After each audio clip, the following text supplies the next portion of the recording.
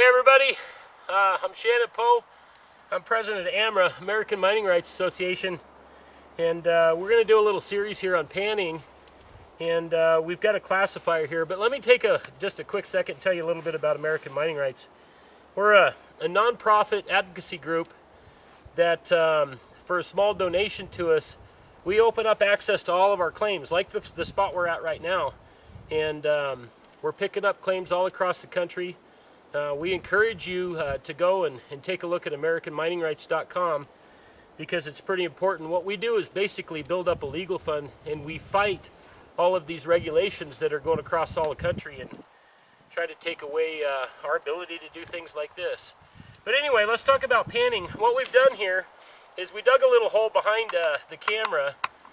We punched down about 2 feet in some overburden. We hit the layer of gravel outside the creek. And we've got a little classifier here that you can see it's got gravel in it. Below that, I've got a pan. And basically all we're trying to do is to wash the small stuff. The classifier that you want to use the classifier of the size of the gold that you think you're going to find. Not that you want to find, otherwise you'd have inch squares, but the gold that you think you're going to get. We're getting a couple of little pickers out of here, but mostly it's fine stuff, so that's why we've got this classifier, and I'll show you the size of it here. You can see it's less than an inch, and that's more than ample for the type of gold that we're going after today.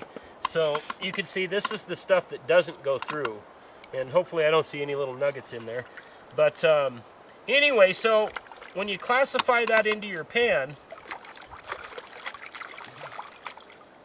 and we've got a pretty good sized Proline pan here that's got ripples, as you can see on the side here. And what you want to do is you want to hold that at a slight angle. And you can see how this isn't level with the ground. And you want to liquefy that material. So you want it to actually move with the water, and holding it at a little angle like that and working it will work all of the gold down into the front edge of this pan. And that's what we're going to try to do here. So we're just testing the holes today.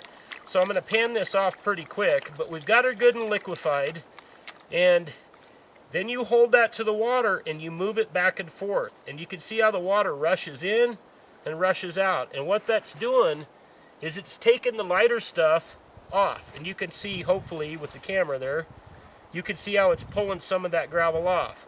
Do that a few times, liquefy it again, and you're just going to repeat that step over and over until you get clear down to the bottom. And you do it in those ripples right here because that creates a little eddy inside your pan, and it keeps the gold from flying out. So we'll keep bringing this down and down, and we'll see what we get out of here.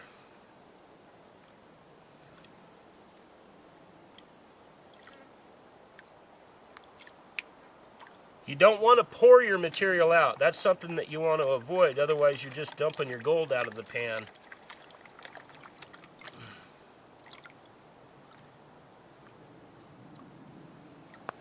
We like to use pans that are about this size, that you can actually hold them in one hand. I have a hard time. Some people are pretty good at panning with 2 hands. I'm getting a little older, and I need to kind of lean against something with one hand, so that's why I do this. But you take it down, let the water wash the light stuff out. Don't dump it, don't pour it.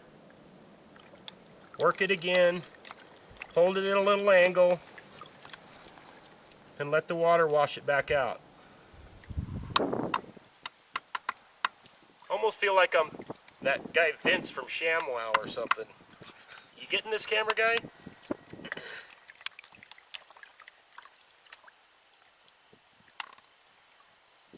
You see how it washes that lighter sand right off there, and I'm already starting to see some black sand, which is a really good indicator. So we're going to take that down. Now most of my gold should be trapped in this upper ripple right in through here. But what I'm going to do is I'm going to take that, wash it over to the smooth side, shake it down. I'm going to shake it down and get down to just the very bottom. And you can get most of the material out. Once you get that, then you swirl it and you take a look at what you got. There's your panning lesson for the day.